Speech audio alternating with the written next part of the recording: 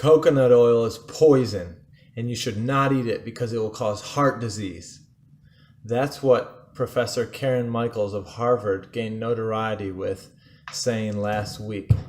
The Guardian and multiple other websites posted an article with an excerpt of a quote from one of her talks saying coconut oil is poison and the health industry and people who are health conscious are misguided in consuming coconut oil.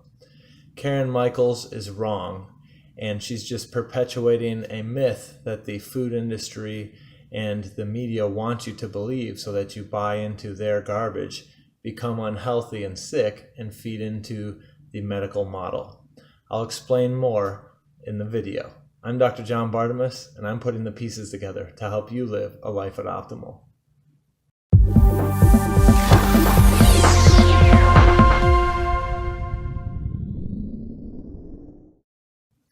Now, why would Karen Michaels, professor at Harvard, throw her clout behind calling coconut oil poison? Well, her reasoning for this is that it's saturated fat, and up to over 80% of coconut oil is saturated fat.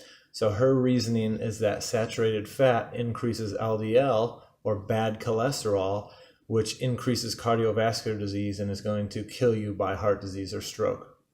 Now, that's a lot of propaganda, and there is some truth to that, maybe, in the right people, but that's a lot of your typical heart disease, stroke, fear tactics that have been going on since Ancel Keys did his studies in the mid-1900s.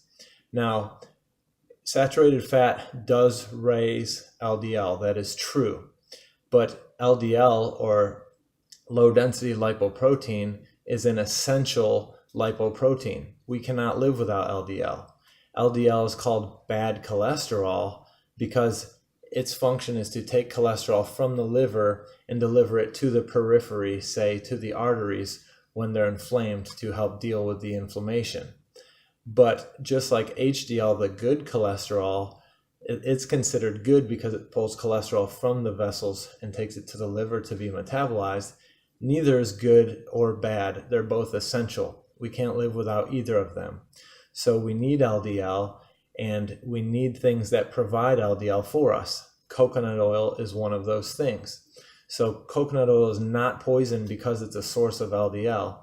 It's poison if it's consumed in dysfunctional amounts or overconsumed, and if the rest of the context of the person's health who's consuming it is wrong, then it can lead to heart disease, just like anything else. So coconut oil itself is not inherently poison or inherently bad.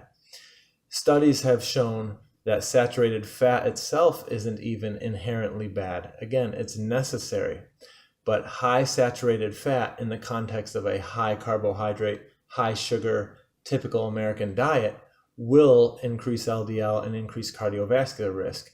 But the key there is not the saturated fat. The key there is the high carbohydrate, high sugar diet.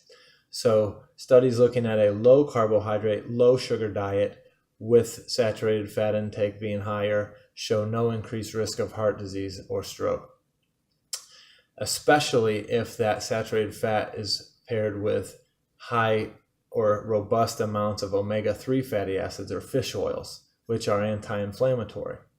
So the take home is saturated fat is necessary, and in the context of a low carb, low sugar, sufficient omega-3 inclusion diet, then saturated fat is not going to kill you. And coconut oil has actually been shown in that context to lower LDL.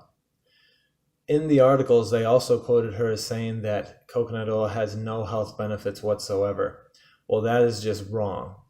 Science has shown that coconut oil is beneficial in Alzheimer's disease to be a source of butyric acid, which can be metabolized to ketone bodies as an alternate energy source for Alzheimer's or type 3 diabetic brains.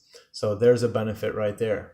Coconut oil also has monolaurin in it. Monolaurin is antimicrobial. It has antiviral, antifungal, and antibacterial properties. So coconut oil could be a natural antimicrobial for us to use. That's beneficial right there.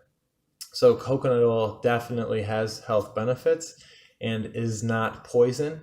So I would ask Professor Michaels if she's going to throw her Harvard clout behind raising awareness about poisons. Why doesn't she throw her clout behind glyphosate in our herbicides and pesticides? Why doesn't she throw her clout behind glyphosate in our Cheerios? Why doesn't she throw her clout behind aluminum and mercury in our vaccines? Why doesn't she throw her clout behind calling fluoride in our water poison? All of those things are true poisons that Americans are affected with every single day, and that runs under the radar from a media perspective. Why? Because the corporations that are dumping those things into our lives are also paying for the media. So coconut oil is not poison. It's only a poison if your overall health is poisonous. And so if you clean yourself up, coconut oil can be a key piece of the health you're trying to create.